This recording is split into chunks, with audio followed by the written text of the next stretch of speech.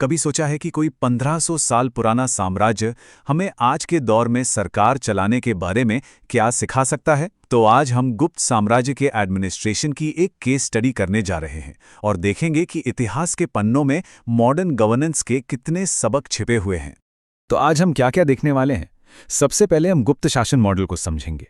फिर देखेंगे कि उनका राज्य विकेंद्रीकृत या डिसेंट्रलाइज्ड क्यों था।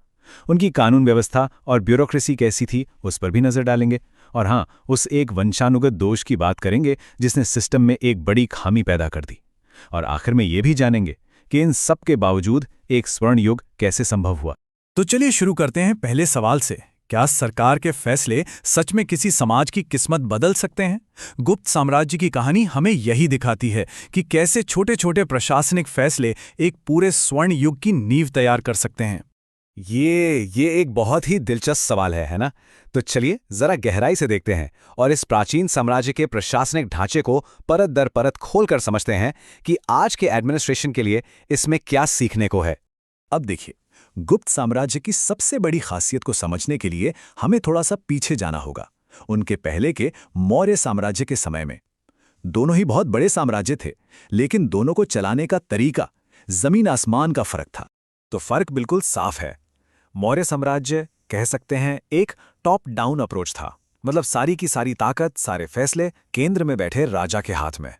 लेकिन गुप्तों ने उन्होंने एक बिल्कुल अलग रास्ता अपनाया, एक विकेंद्रीकृत या डिसेंट्रलाइज्ड सिस्टम, जहां ताकत बटी हुई थी। उन्होंने स्थानीय राजाओं और सामंतों को अपने अपने इलाकों पर शासन करने की छूट दे रखी थी। इसको ऐसे समझिए जैसे एक बहुत बड़ी कंपनी हो।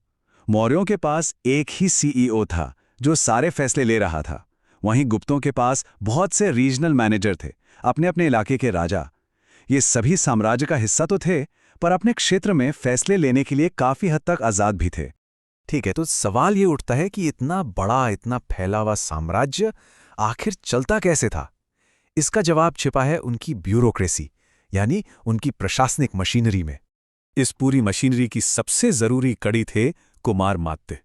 ये समझ लीजिए कि ये उस समय के एक तरह से सीनियर सरकारी अफसर थे। राजा इन्हें खुद चुनता था और यही लोग मंत्री से लेकर सेनापति तक बनते थे। लेकिन यहीं पर एक बहुत बड़ी दिक्कत भी छिपी थी, जिसकी बात हम आगे करेंगे।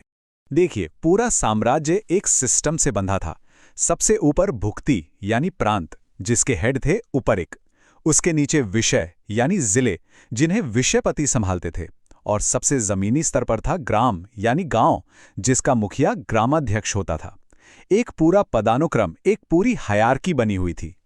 और ये देखिए, ये उस दौर के हिसाब से एक बहुत ही क्रांतिकारी चीज थी। पहली बार सिविल लॉ और क्रिमिनल लॉ को बिल्कुल अलग अलग कर दिया गया। मतलब जमीन जायदाद के झगड़े अलग और चोरी डकैती जैसे अपराध अलग। आज हमें ये सामान्य लगता है, पर उस वक्त ये न्याय व्यवस्था में एक बहुत बड़ा सुधार था। इस पूरी जुडिशियल सिस्टम का जो सबसे बड़ा अधिकारी था, उसे महादंड नायक कहते थे, एक तरह से उस समय के चीफ जस्टिस। इससे पता चलता है कि कानून को कितनी अहमियत दी जाती थी। तो सब कुछ बहुत अच्छा लग रहा है ना?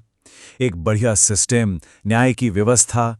लेकिन हर सिस्टम में कोई ना कोई कमी होती है, और गुप्तों के शानदार सिस्टम में भी एक बहुत बड़ी, एक कह सकते हैं घातक कमी थी। तो वो कमी क्या थी? ये रही पदों का वंशानुगत हो जाना। मतलब जो बड़े बड़े सरकारी पद थे, वो अब योग्यता से नहीं बल्कि विरासत में मिलने लगे। पिता मंत्री तो बेटा भी मंत्री, चाहे वो काबिल हो या ना हो। इससे राजा का अपने ही अफसरों पर कंट्रोल कमजोर पड़ने लगा। और ये एक झटके में नहीं हुआ, ये धीरे धीरे हुआ। पहला स्टेप, कुमार मात्य जैसे बड़े पद वंशानुगत हो गए। दूसरा स्टेप, फिर एक ही आदमी कई कई पद संभालने लगा। नतीजा, तीसरा स्टेप, केंद्र में बैठे राजा का अपनी ही सरकार पर से कंट्रोल खत्म होने लगा। ताकत धीरे धीरे राजा के हाथ से फिसल रही थी। अब यहां एक बहुत ही मजेदार बात सामने आती है। एक तरफ एडमिनिस्ट्रेशन कमजोर हो रहा था, राजा का कंट्रोल घट रहा था, लेकिन दूसरी तरफ उसी दौर को हम भारत का स्वर्ण युग या गोल्डन एज कहते हैं।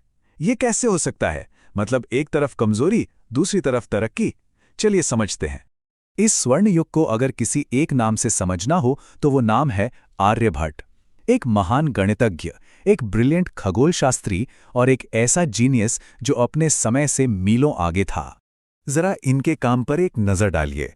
करीब 499 ईस्वी में उन्होंने बताया कि पृथ्वी गोल है और अपनी ही धुरी पर घूमती है। उन्होंने सूर्य और चंद्रग्रहण के पीछे का विज्ञान समझाया।